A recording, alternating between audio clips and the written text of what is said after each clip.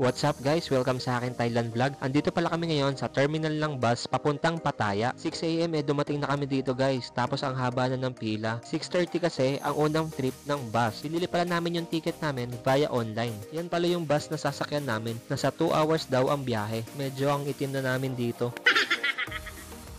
After 2 hours ng biyahe, dumating na rin kami. Ang una pala namin pinuntahan dito is yung floating market. Nasa 800 baht pala yung ticket or 1,300 pesos. Tapos dito ay naglakad-lakad muna kami. Tapos may sumalubong kagad sa amin dalawang elepante. Grabe, wala silang tali. Umikot muna kami rito guys para makita namin kung ano yung mga paninda dito sa loob. Yun may nauna na. Maaga pa pala dito guys kaya medyo konti pa lang ang tao. Naghanap muna kami ng makakainan dito. Ganyan yung dining nila guys nakahupo sa saig. Kahit nga kumain ka ng nakahiga pwede kasi wala pa masyadong tao.